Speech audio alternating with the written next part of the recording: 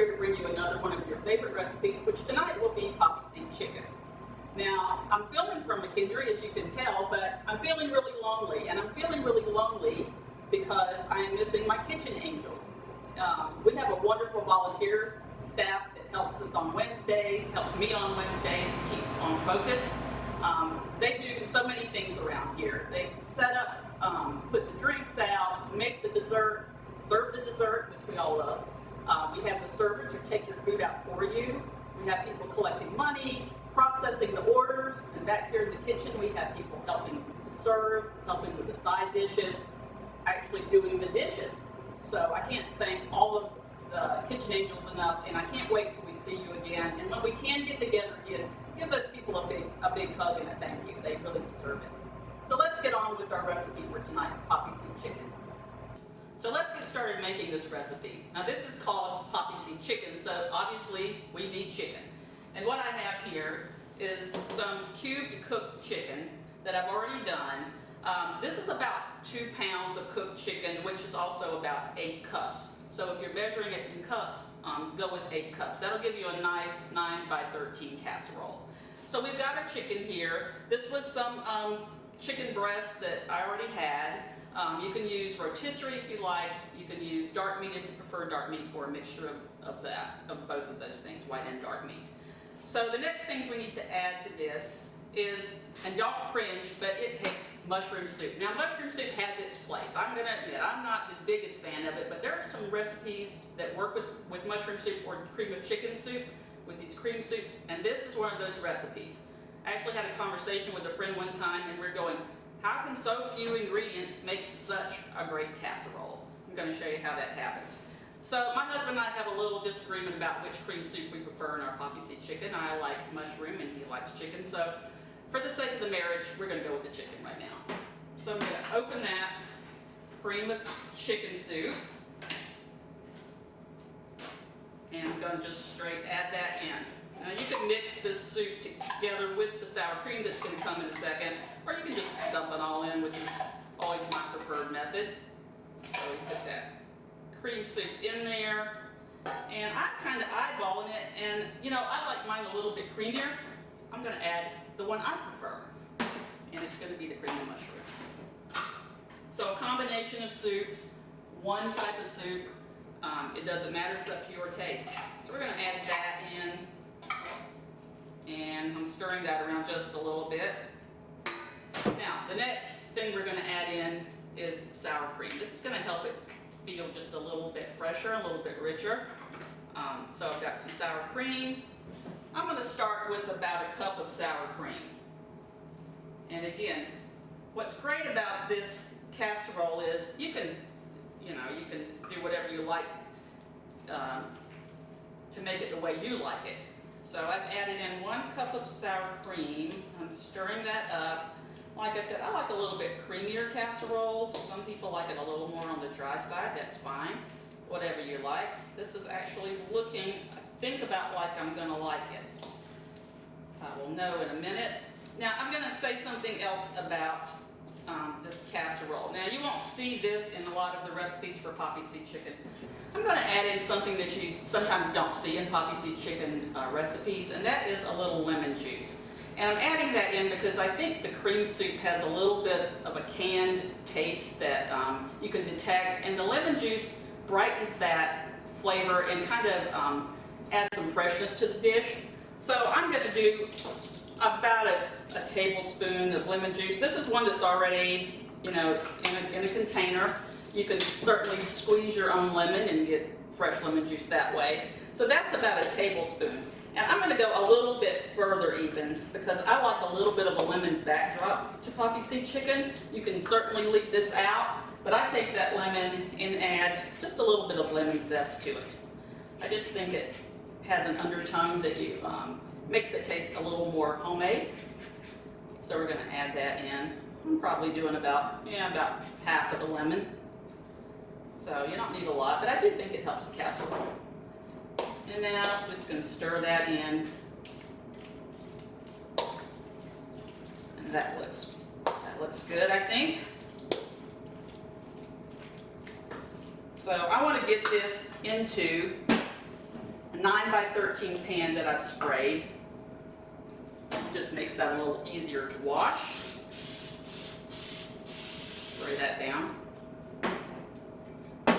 And then just dump this all in. You see the creaminess of that? That's about what you want. If you want to do a little less soup and a little more sour cream, that's perfectly acceptable. Perfectly fine. So let's take this, add it into the pan.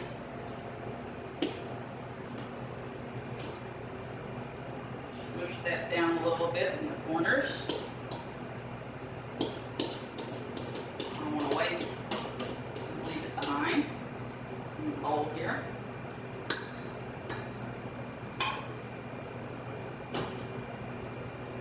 And get that evened out. Now we all know that the star of this poppy seed chicken is really going to be the topping. And it's a simple topping. Once again, I don't know why it tastes this good, but it works somehow. And so what we have is Ritz crackers, or a buttery type cracker that you crush. I like a lot of toppings, so I went ahead and did 2 of these. These are a little bit smaller than they used to make them. And so the previous recipe would call for a whole sleeve of Ritz. It's not going to be enough crumbs for me. So I did 2 of these. You can do them in a food processor. You can crush them in a baggie like I did here. And we're going to add that into a bowl. And the other ingredients you need for this really good topping, it's going to be melted butter. And of course it's called poppy seed chicken, so poppy seeds. Now ironically, if you don't have poppy seeds, you can leave them out and it'll taste just as good. Let's go ahead, I happen to have them, let's go ahead and add in about a tablespoon of poppy seeds. You can do more, you can do less, it really doesn't matter. And then the final thing is some butter, and I've already melted my butter. At least a stick. If you want to be decadent like me, you do a little bit more. And I'm going to mix that around. Get it nice and buttery. I think the butter is probably the key ingredient that makes this casserole. Really tastes good. I'm actually, don't judge me, I'm going to add a little bit more. I melted 2 sticks and I'm probably using like 1 3/4. So between 1 and 2 sticks, however you like it. So that looks pretty good. Very good actually. And now I'm just going to put that on top of the casserole. I'm going to use my hands because I want to make sure it goes evenly on the whole casserole. See, doesn't that look good? This is one casserole that has been around forever. And I don't know if you can go to a church function without finding this one. Actually, another term I use is South Georgia funeral casserole because it's going to appear at every funeral in South Georgia. All right, that looks really good. This is going to go in a 350-degree oven, probably about 30 minutes. You'll know when it's done because it'll be a little brown on top and a little bubbly around the sides. So we're going to pop this in the oven. By the way, I do smell the lemon coming through. We're going to pop it in the oven and we're going to bring it back out and show you what the finished product looks like. While that casserole's in the oven and I can smell it, it's not going to be too much longer. Let me tell you a little bit about the chicken. When you cook chicken, you can, in this method for the casserole, you can either poach it on the stovetop or you can put it in the oven and bake it. Now, the thing about chicken is if you overcook it at too high temperature, it's going to get tough. That's one thing you really want to avoid in poppy seed chicken casserole. You want the chicken to be tender. So if you're poaching your chicken, which would be in salted water, or maybe you add some chicken stock to it if you really want to get some flavor from that, you don't want to have it boil and then keep it boiling because it's going to get tough. So get it to the boil, turn it down and let it simmer, and just test it every now and then and make sure it's done. But if you put it in the oven, it's going to be at about 350 degrees, and then you want to leave that in and check it in about 20 to 30 minutes if it's breast, a little bit longer if it's bone-in chicken, breast or thighs. And the one thing you really want to avoid is overcooking the chicken for the Poppyseed chicken casserole. Okay, I smell this casserole. I'm pretty sure it's done. So I'm going to pull it out and let's take a look at it. Oh yeah, this is looking great. Now, I've been cooking this in a convection oven and it's only taking me probably about 15 to 20 minutes for this thing to be done. In your home oven, you're going to bake it longer, so about 350, around 30 minutes, and you should have a nice casserole. The reason why we know this is done, it's got a nice brown top to it, my favorite part. It's bubbling around the edges, and if you do take internal temperature on something like this, you need to have it at about 160. I would love to dig in right now and take a taste of this, but this is one of 3 or 4 other casseroles that are going to the Gwinnett Children's Shelter to feed homeless women and children. Now what are we going to serve with this? When we take it to the shelter, we're going to serve rice. You can do buttered noodles as well, that's always a favorite. And we're going to add in a little bit of glazed carrots on the side.